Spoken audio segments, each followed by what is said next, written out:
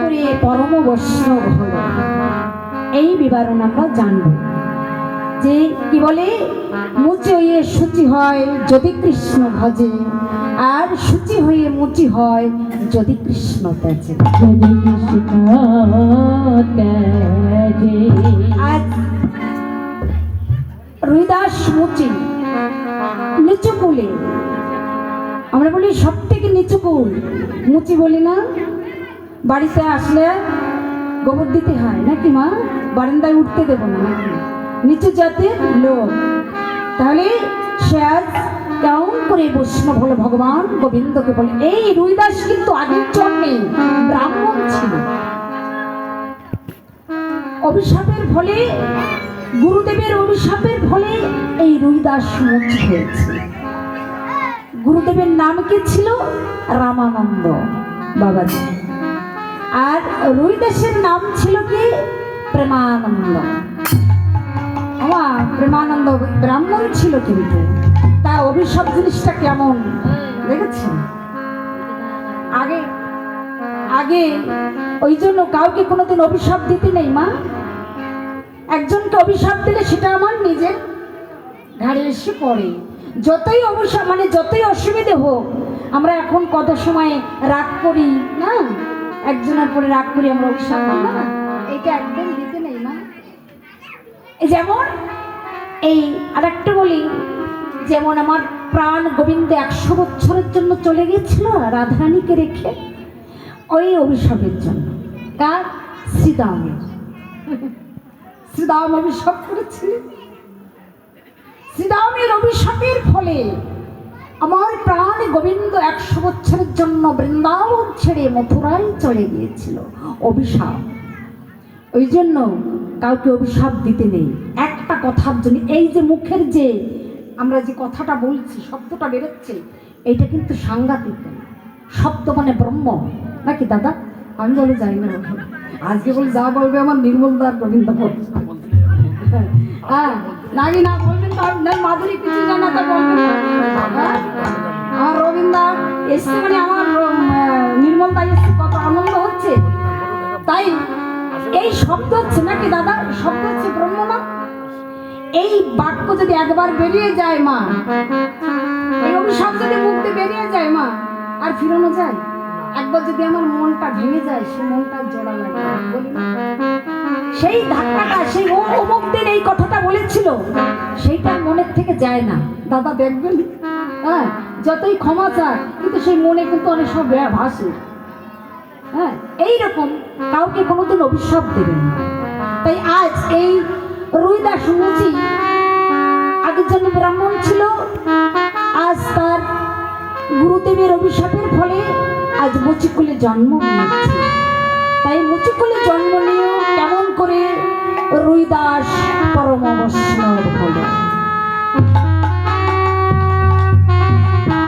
তাই ভগবানকে পেতে হলে আমার সে অনাদি আদি আছে গোবিন্দকে পেতে হলে কি বলেছে? ত্রণাদপি সবিচন তরিরূপ সহিষ্ণ আমনির মান্দেনা কীর্তনিয়া সদা কীর্তনিয়া সদা হরি। মানে কি মা?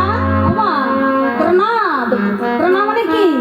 এই যে ঘাস, আসবার সময় কত ঘাস মারিয়ে আসলো গাড়িটা নাকি মা, চেপে দিল না গাড়িতে, পায়ের চাপে আসলাম, তাহলে আবার একটু এগিয়ে গেলে আবার উঠে পড়ছে, কোনো প্রতিবাদ করেছে? তাই বলছে কত সহ্য, সহিষ্ণু মানে সহ্য হয়ে গেল।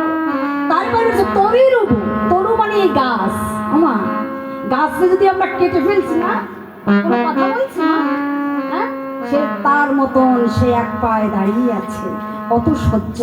একজন বৈষ্ণব হতে গেলে, বৈষ্ণব কাকে বলে? তাই বলছে নাদপি সনিচ্ছ না তরুণব সহিষ্ণু আমানি না মানতে না কীর্তনিয়া সদা হরি। তাহলে একজন বৈষ্ণবের কি কর্ম মা? ওই তৃণের মতন হতে হবে। তুমি যদি বৈষ্ণব হও মা, ওই গাছের মতন সহ্য ক্ষমতা হতে হবে। আর কি অমানি না, মানবে না। আপনি যদি আমাকে বেশি কথা বলছেন, কিছু বলা যাবে না, সহ্য করতে থাকতে হবে, চুপ করে থাকতে। মান তবু আপনি যদি আমাকে শালা বলেন, আপনাকে আমি যে প্রণাম করছি, ক্ষমা চাইতে হবে, মানে নিচু হতে হবে, তাহলে তুমি বড় হবে, তাহলে তুমি বৈষ্ণব হবে। তাই বলছি অমানিকে মান দাও আর কীর্তন করো, সদা সর্বক্ষণ হাতে কর্ম করো আর কীর্তন করো। কিন্তু আমরা তো তা করি না মা। আচ্ছা, আমাদের সহ্য ক্ষমতা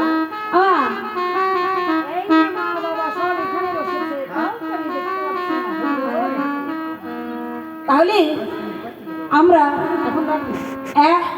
আমরা যে সহ্য ক্ষমতা নেই আমাদের আছে মা। কলিকালে আমরা রেগে যাই না, হঠাৎ রেগে যাচ্ছি তো, রেগে যাই না? তাহলে দেখেছেন আমাদের সহ্য ক্ষমতা নেই। আমরা সদা সর্বক্ষণ হরিনাম করছি না, আমরা সেই তৃণের মতন নিচু হয়ে আছি, মাথা নিচু হচ্ছি। নিচু মানে কি মা? আগে গিয়ে মাকে আমি প্রণাম করতে হবে, তাও কি নত শিরে নিচু হতে হবে। আগে তোমার ওই চরণ ধরতে হবে। কেন? আমি যখন মায়ের গর্ভে ছিলাম, 7 মাস যখন আমার চোখ ফুটে গেছে, তখন এই মায়ের গর্ভটা সব থেকে অন্ধকার।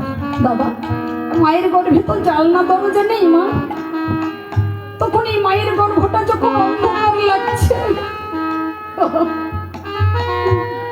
তখন ভগবানকে যে বলছে গর্ভে বসে, হে দয়াময়,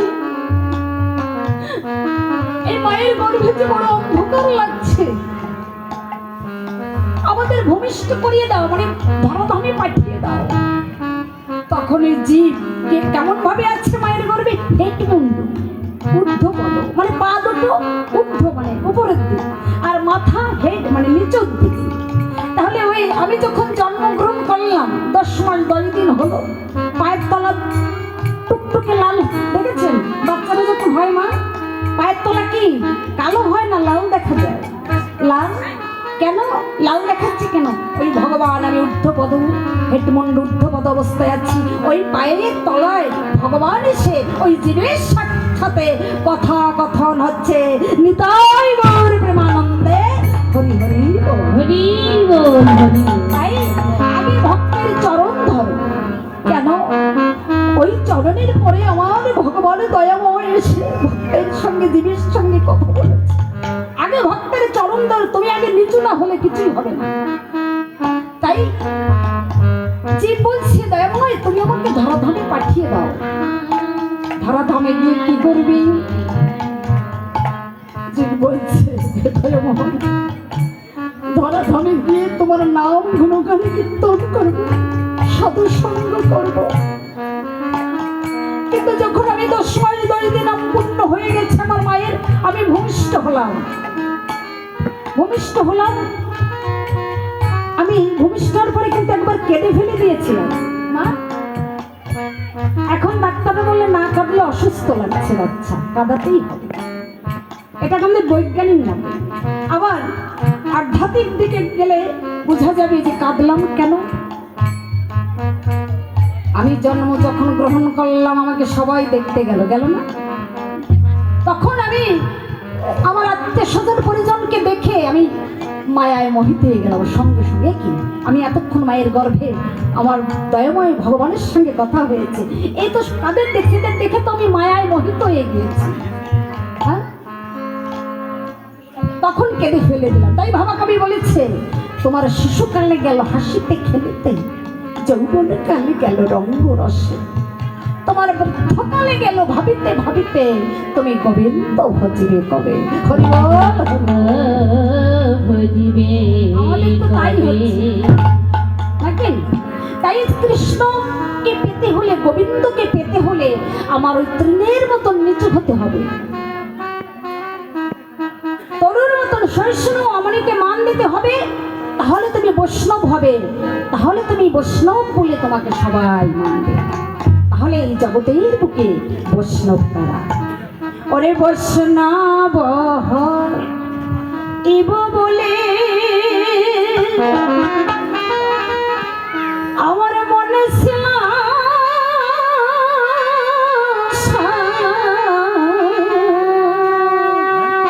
আমি বৈষ্ণব এবার বলে আমার জীবনে করি না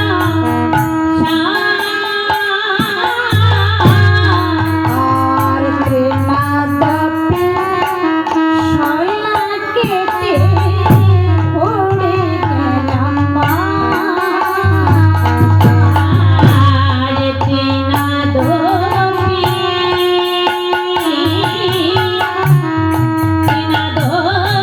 ভাব আশ্রয় করে রইলাম এবার আমার ভাগ্যে হলো না রে আমার ভাগ্যে হলো এই সাধু গুরু বৈষ্ণবের কৃপা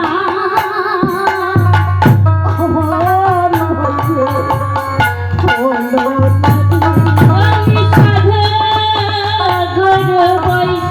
না রে।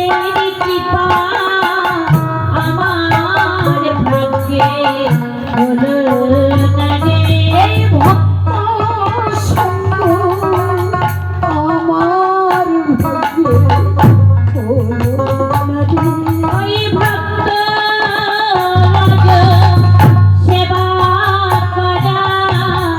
আমার ভাগ্যে হলো না রে।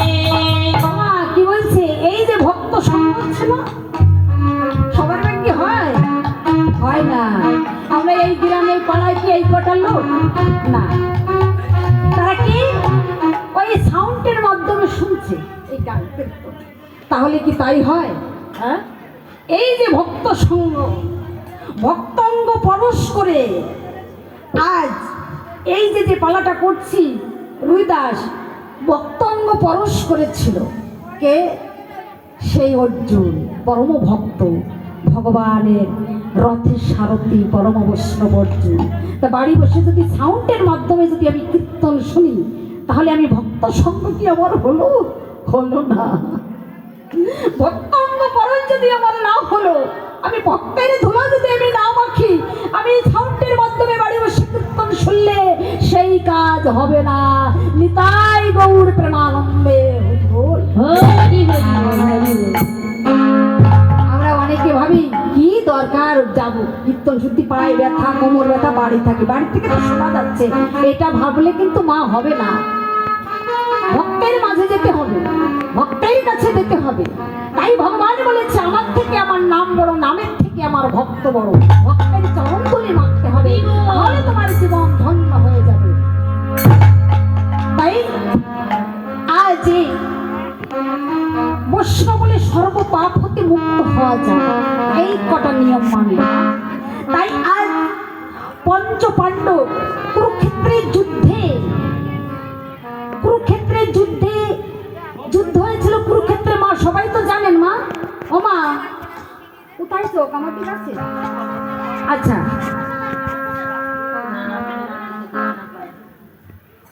কুরুক্ষেত্রের যুদ্ধ হয়েছিল মা 18 দিন।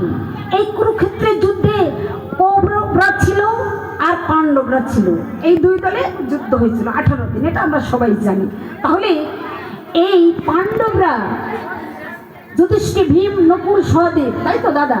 তাহলে এই পঞ্চ পাণ্ডব এরা জ্ঞাতিগণ আত্মীয় স্বজন বধ করে এদের পাপ হয়েছিল, দেখেছেন? তাই অর্জুনের দ্বিধা হয়েছিল কিন্তু যুদ্ধের আগে কিছুতেই এই যুদ্ধ করবে না। তাই কৃষ্ণ একদিন বলেছিল, দ্বিধা যখন করেছিল অর্জুন, কৃষ্ণ বলেছিল অনেক কথা হচ্ছে ভেতরে, আর এদিকে কথা একটু কথা বলবেন না? অতভাবে কথা বললে হয়? অত কথা বললে আসন নষ্ট হয়ে যাওয়া। মোস্টলি ভালো লাগবে গায়কের, আর অত কথা বললে গাল নষ্ট হয়ে যাবে, ভাব নষ্ট হয়ে যায়। আপনারা হয় বসুন, নাহলে কথাটা একটু বন্ধ রাখুন, আসন নষ্ট করবেন না।